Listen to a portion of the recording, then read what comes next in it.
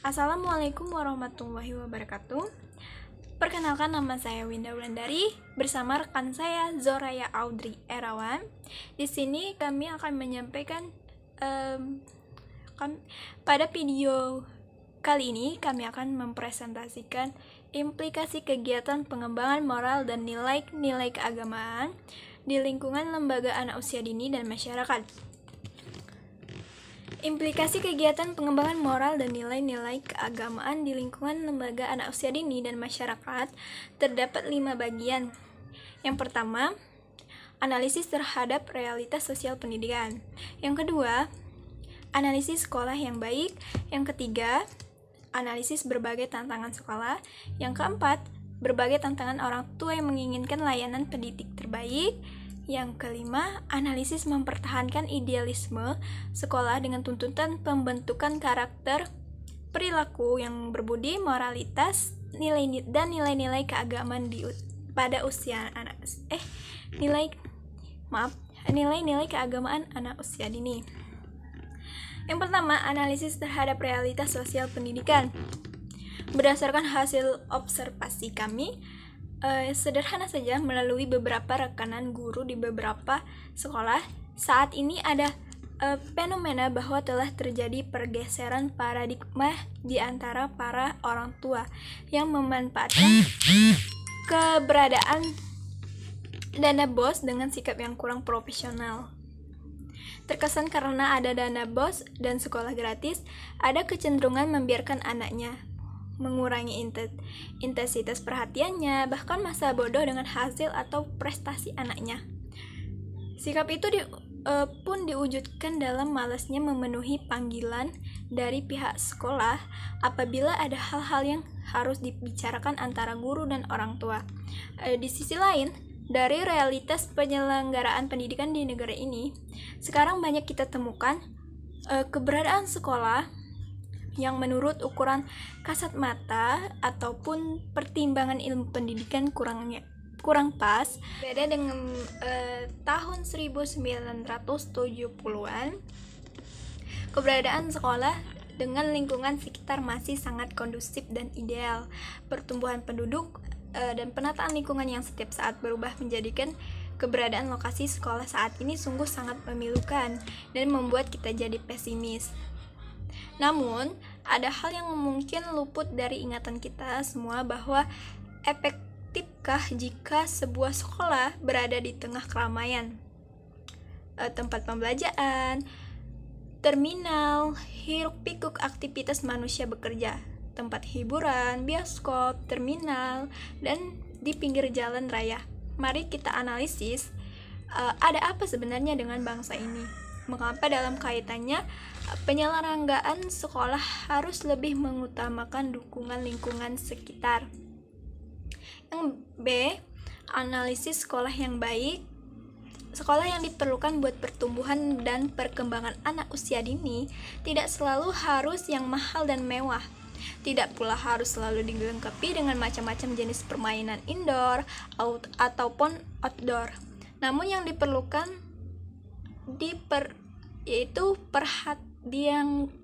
yang perlu diperhatikan adalah efektivitas program sekolah agar senantiasa dapat membentuk kepribadian anak yang bermoral, berakhlak mulia, menguasai ilmu pengetahuan dan teknologi, serta berkarakter bangsa. Pendidikan anak usia dini juga baru mendapat perhatian serius setelah dicantumkan secara resmi pada Undang-Undang Sistem Pendidikan Nasional ketika beberapa tahun yang lalu. Sebelumnya bangsa kita seolah tertidur dan kurang peduli dengan pentingnya pengelolaan pendidikan anak usia dini. Namun, patut kita syukuri bahwa tidak ada kata terlambat untuk membuat sesuatu kalau kita memiliki komitmen untuk mengabdikan dan membina generasi anak bangsa yang lebih baik. Pendidikan anak usia dini juga baru mendapat perhatian serius setelah dicantumkan secara resmi pada Undang-Undang Sistem Pendidikan Nasional kita beberapa tahun yang lalu.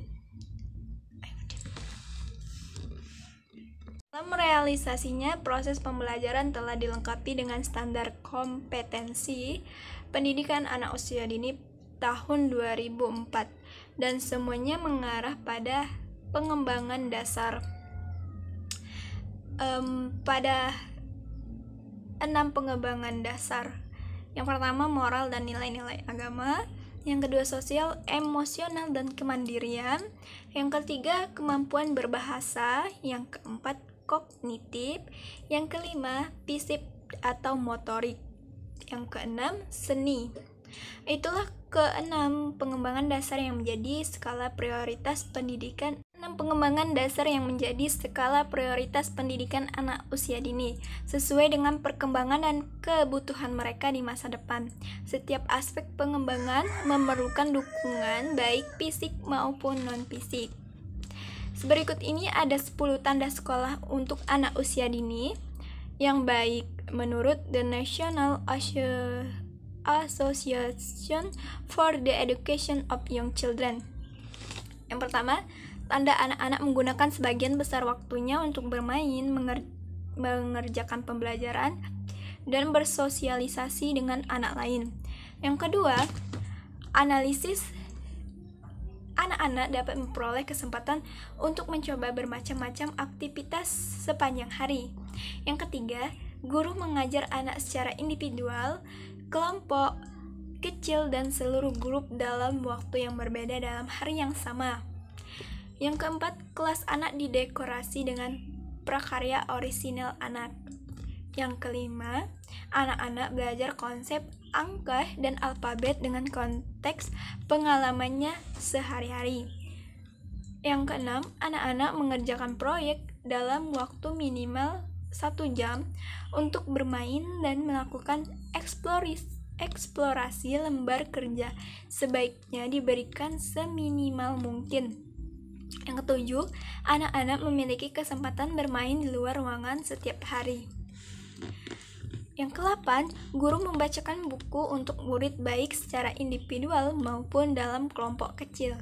Yang ke-9, guru menyadari bahwa murid memiliki latar belakang dan pengalaman yang berbeda, sehingga mereka tidak dapat mempelajari hal yang sama dalam waktu yang sama dan dengan cara yang sama.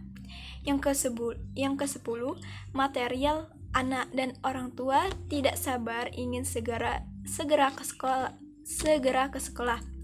Orang tua merasa aman menyekolahkan anak di tempat yang tepat. Anak merasa gembira, jarang menangis, dan mengeluh merasa sakit. Ke-10 tanda tersebut sebenarnya lebih menitik beratkan pada strategi dan pendekatan pembelajaran yang perlu dilakukan oleh guru saat mengajar. C. Analisis berbagai tantangan sekolah. Ada hal yang menarik kalau kita membicarakan masalah domisili sekolah di perkotaan. Di satu sisi, pengelolaannya baik diminati, di sisi lain banyak tantangan yang mau tidak mau. Yang ke-7, tanggapan umum itu bagus atau berkualitas, cukup atau tidak jelas, dan menggunakan karisma seseorang tokoh. Masyarakat yang saat ini sedikit banyak telah mengenal hakikat pendidikan anak usia dini, baik di kalangan masyarakat daerah maupun perkotaan, memberikan angin segar bagi praktisi pendidikan bahwa itu dapat dijadikan sebagai sebuah peluang. Peluang yang dimaksud dalam pembahasan ini adalah paling tidak telah ada dalam mindset atau pola berpikir masyarakat bahwa kini kita telah memiliki paradigma baru tentang pentingnya pendidikan yang diberikan kepada anak usia dini. Hal ini dimulai sejak dalam kandungan atau dapat disampaikan melalui program PKK setelah kelahiran atau dalam keluarga pendidikan ayah dan ibu sampai menjelang masuk ke jenjang pendidikan formal. Semangat dan pemahaman seperti ini merupakan awal yang bagus kalau dalam perjalanannya semua pihak memiliki komitmen dan konsistensi untuk mewujudkannya.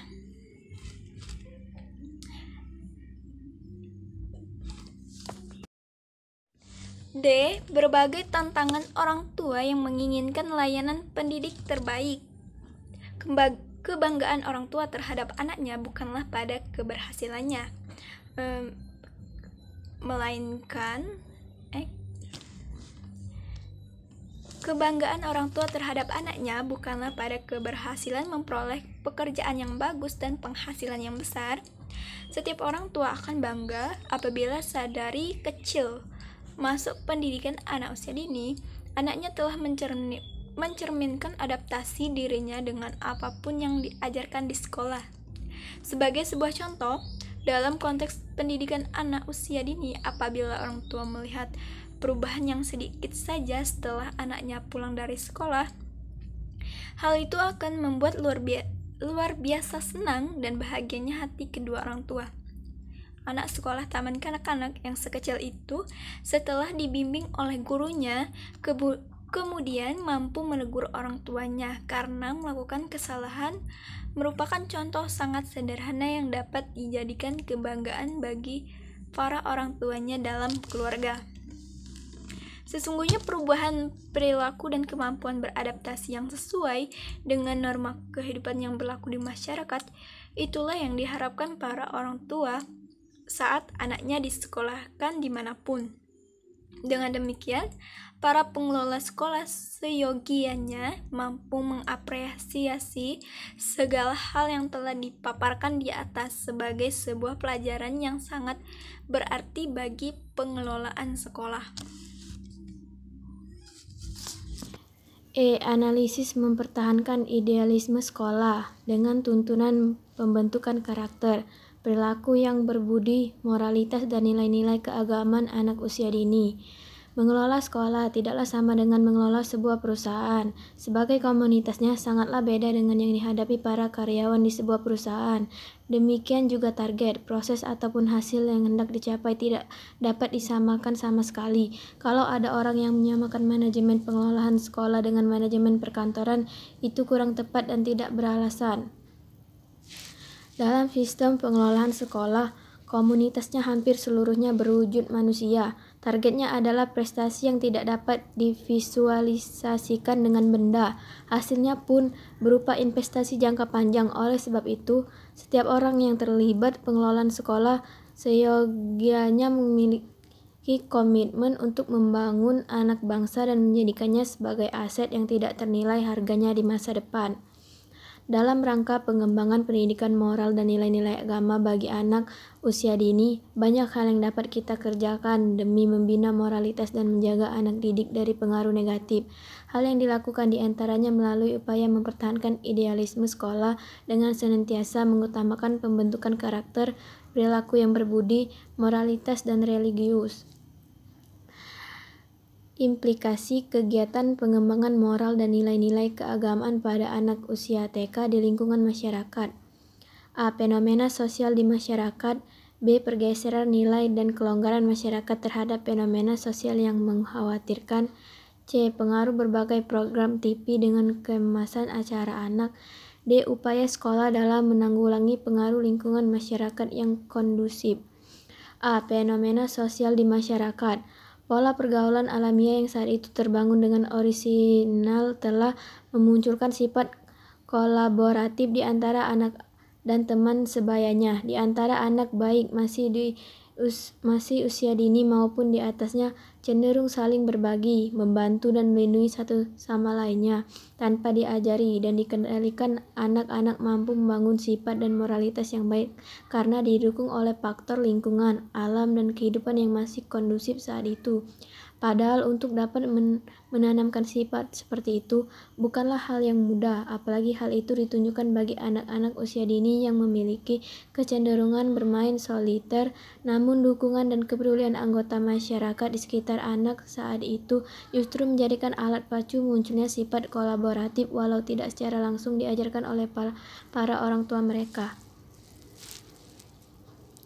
Justru itulah fungsi pendukung yang ideal tanpa pendekatan formal atau tanpa metode yang pasti, namun mampu membuahkan hasil pendidikan karakter yang baik, membangun budi pekerti secara praktis, serta menanamkan aturan moral dan nilai-nilai agama secara aplikatif dapat diterima oleh anak dalam nuansa permainan sederhana.